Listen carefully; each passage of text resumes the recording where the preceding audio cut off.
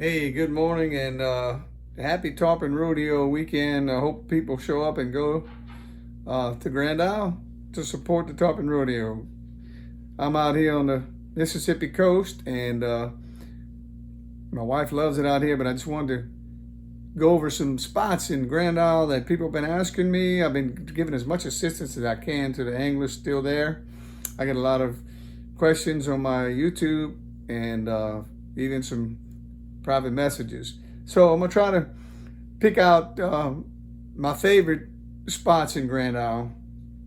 I'm gonna start with 5, and we'll see how long the video goes. But so check this out, and a lot of these places are public places that you already know. I'm gonna try to describe.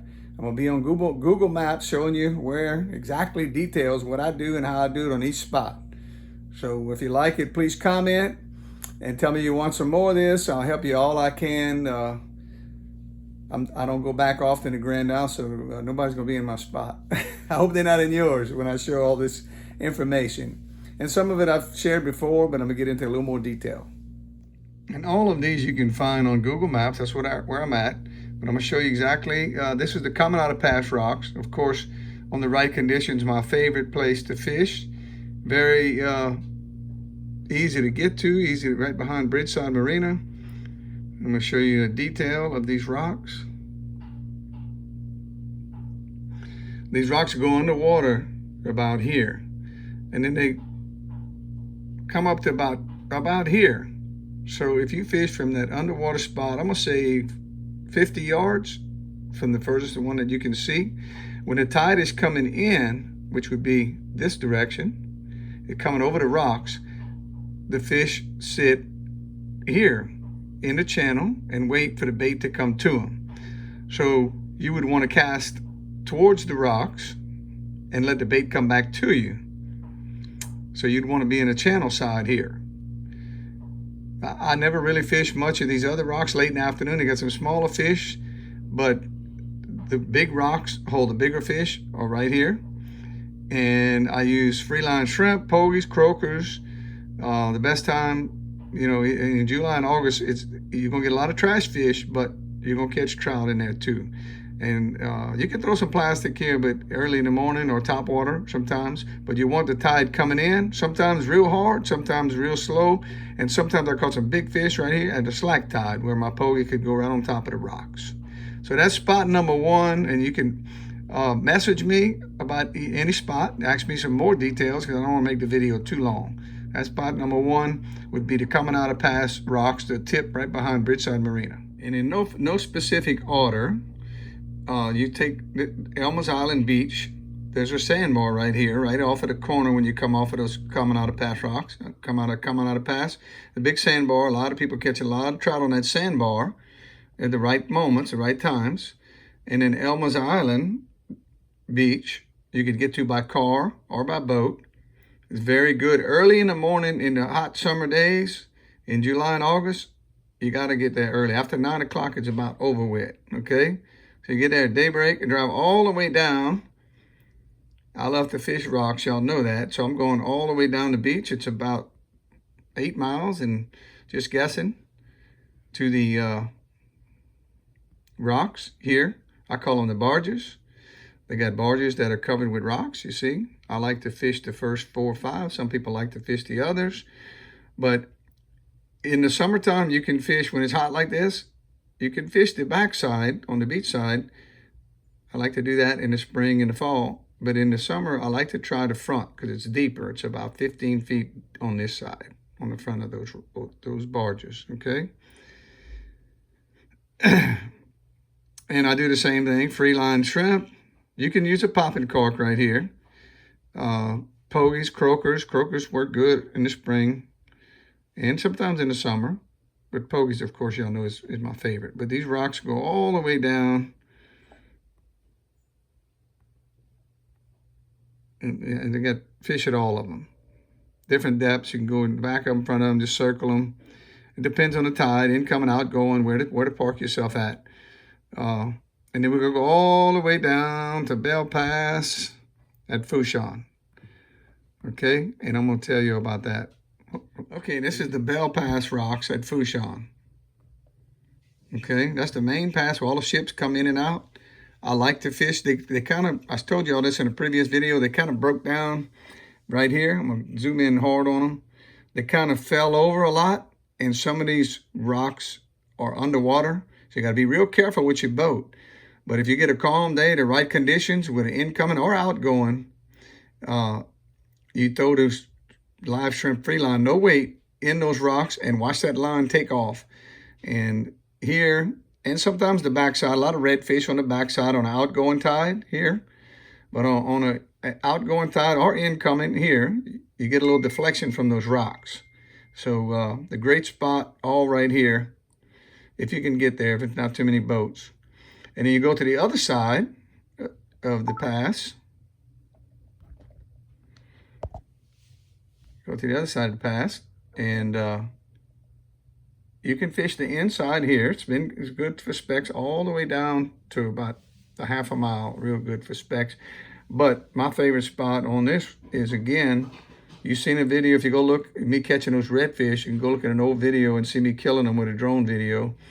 It was in these holes right here, these pockets where these rocks have broken off and fell down. The water gets deflected, and they hide behind there and wait for the bait to come to them, similar to the coming out of past rocks. So I love this spot right here. And sometimes it's good. The redfish like to hang out all over right here. So if you just want to catch reds or bull reds, but the speckled trout, it seems like the best is around that area. Okay, so stay tuned and we're going to get to the next spot. All right, this is bridge side here. That's the bridge. You come underneath the bridge from bridge side going to up north, and then take a left through that crack. There's an island here. This island right here holds a lot of fish on a high tide going out along. I like to catch them along. There's a post right here, and they'll be far out sometimes here. But it's not as big a trout, but it's a great spot to catch trout right here with live shrimp or pogies or croakers, all right here, okay? And sometimes here, bull reds like to hang out right here. This place is full of bull reds, okay? But when you come through what we call the crack right here, let me enlarge it. The first set of rocks here, there's an old pier right here that he just built, a new pier. And the first set of rocks, and this tide has to be going real slow or slack. If it's going hard through here, you're wasting your time. Just leave and go somewhere else. Don't forget that. The most important part of these rocks is a slow moving tide. I like to catch the fish in the front of it right here, on this side of it. If there's not too many boats going in and out, sometimes these are the rocks too. And then some smaller fish way down these rocks. Like here, where there's no traffic on a high tide, these rocks are good on a real high tide. Okay? That's called the crack. I always nickname that the crack. All right, this is the state park, and they got rocks all along here. Okay? And looks like you got a couple boats fishing right there. I like to fish this on an outgoing tide. The tide usually goes this way. And I like to get on the very tip of these rocks. It might be doing some work right there. It might not be good right now, but the water's got to be somewhat clear or it's going to be hard heads. I like to get on the very tip of these rocks, like here. And sometimes on the inside, if it's deep enough, it needs to be like, 5, 6 feet of water. If some of these get real shallow, like 2, 3 feet of water, you might bump your boat in the back on a sandbar, so be careful. But I like it right there on the tip of those rocks. Caught a lot of trout there, and sometimes you pick up 8, 10, 12 just to make your trip, and then move to the next set.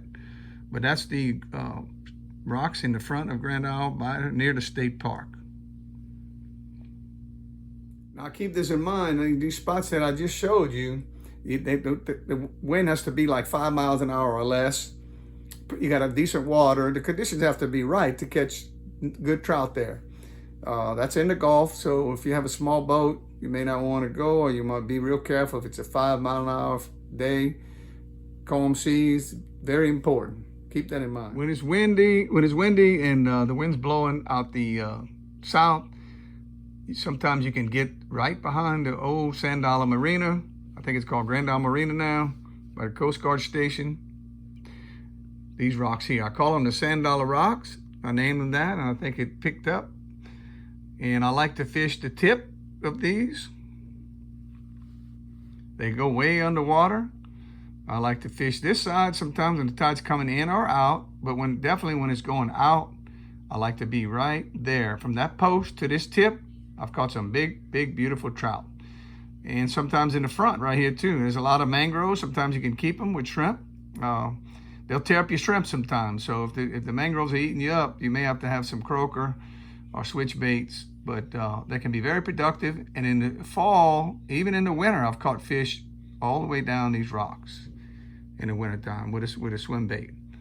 But again, in the summer, I'd say using shrimp croaker or pogies is your best bet, because there's so much bait in the water at Grand Isle in July and August, okay? So that's the Sand Dollar Rocks. Great spot, easy to get to, very public, wide open. And let's get to the next one. All these little islands behind Grand Isle, Beauregard, these islands like that can be very productive. Right behind the Coast Guard station, Beauregard Island, this island here, Dominican Island, but you need to be there probably on a high tide, because it's only about 2-3 feet of water, and you got to be there like at daybreak in the summer. After about 8 o'clock, the water gets too warm and they get out of there. So that's another spot. And in the fall, the fall and the spring, it's very good around those islands too. So there's plenty of places to fish in Grand Isle, plenty of places to move, stick and move. This Google Maps is not showing Independence Island on here, but it's in this area here. And if you go to Google and put in, you want the coordinates for the CCA Independence Island Reef. It's some underwater rocks, and it's big. They added some to it, and very, very productive on an outgoing tide. It's about 7 feet of water, and the rocks sit up about 4 feet. It's some big rocks, so that would be in that area right there. And very, very good spot if the water's clear enough. See where I'm at here? So that would be almost directly north of Grand Terre. But if you get the coordinates off of the internet. CCA Independence Island Reef Project. This is in the bayou behind Grand Isle, and the Wildlife and Fisheries is here.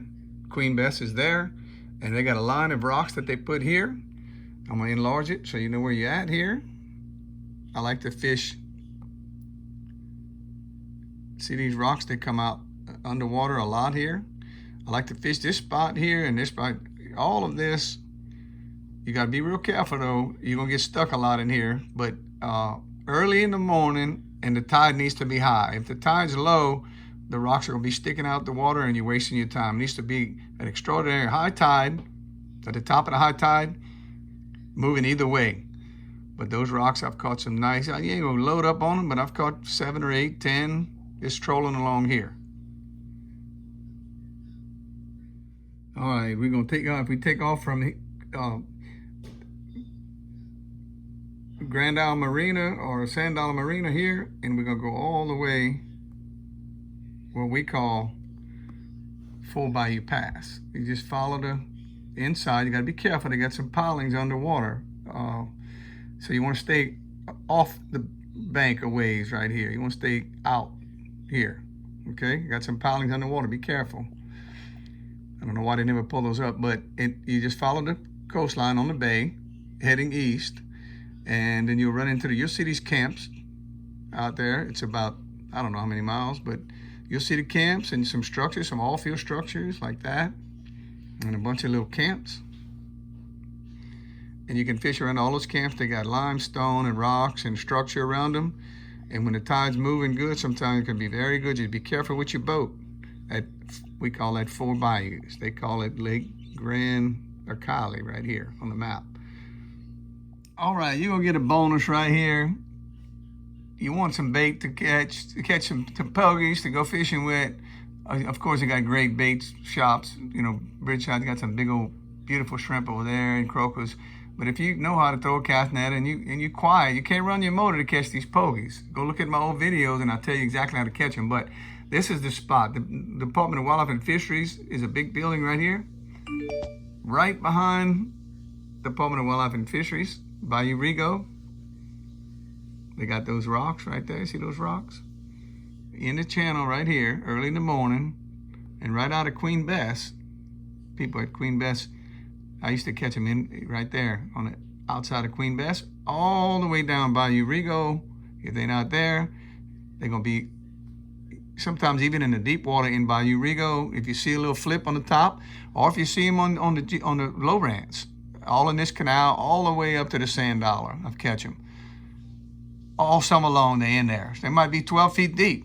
But go look at my videos, my older videos, and you'll see the techniques I use to catch these pogies. And you got to have a good live well with pumping water in there continuously, or they won't stay alive. All right, remember, that's a July and August spot. I catch a lot of those spots. I caught them year round for the past 10 years.